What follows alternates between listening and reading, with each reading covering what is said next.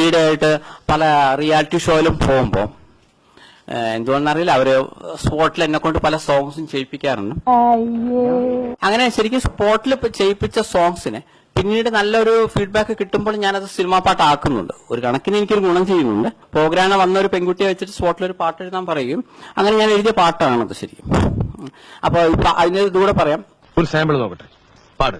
പൊടിമഴയിൽ നിന്റെ മുടിയഴകിൽ കളമൊഴിയെ എന്നെ കനിയണമേ, കുളിർക്കാലമൊക്കെയും കാത്തുനിന്നു കാമിയായി, തുള്ളൽ പാട്ടും കീളിപ്പാട്ടും കൃഷ്ണപാട്ടും പാടി ഞാൻ. എന്തൊരു സുഖം, എന്തൊരു സംഗീതാത്മകം. ഐശ്വര്യത്തിന്റെ സൈറം മുഴങ്ങുന്നത് പോലെ ഉണ്ടല്ലേ. പൊടിമഴയിൽ നിന്റെ മുടിയഴകിൽ.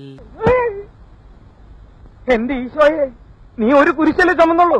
ദർശിനി പ്രിയദർശിനി ദർശിനി ദർശിനി പ്രിയദർശിനി ദർശിനി. നിർത്ത്. ആക്ഷനും അർത്ഥമൊക്കെ കൊള്ളാം, പക്ഷെ നീ പാടണ്ട. പാടുമെന്ന് പറഞ്ഞാ മതി. ദേശം മെന്റലുണ്ടോ എനിക്കിന്ന് സംശയിക്കുന്നവരുണ്ടേ. വെറുതെ എനിക്കൊരു കുഴപ്പമില്ല. ആർക്കും നടനോ നടിയൊക്കെ ആവാം, ആർക്കും സംവിധായകനാവാൻ പറ്റില്ല. തലയിൽ എന്തെങ്കിലും ഉള്ളിലൊക്കെ ഉള്ളവനെ പറ്റുള്ളൂ.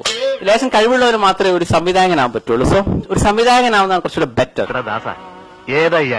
ഓരോരുത്തർക്കും ഓരോരുത്തരുടെ ഒരു സ്റ്റാൻഡ് ഉണ്ട്, സ്റ്റാറ്റസ് ഉണ്ട്. എന്റെ മൊബൈൽ നമ്പർ 2255. ഇത് ജനറലി ഞാൻ എല്ലാവർക്കും കൊടുക്കുന്ന നമ്പറാണ്. കിട്ടാൻ കുറച്ച് ബുദ്ധിമുട്ടായിരിക്കും, മെസ്സേജ് ഒക്കെ അയക്കണം. അധികമൊന്നുമില്ല, 2-3 പിരി എവിടെ കർമ്മണിതികാരസ്ഥ മാഫലേഷു കഥാഞ്ജന മാ കർമ്മത്തിൽ മാതേ സങ്കോസ്ത കർമ്മണി എന്ന് വിശ്വസിക്കുന്ന വ്യക്തിയാണ് ഞാൻ.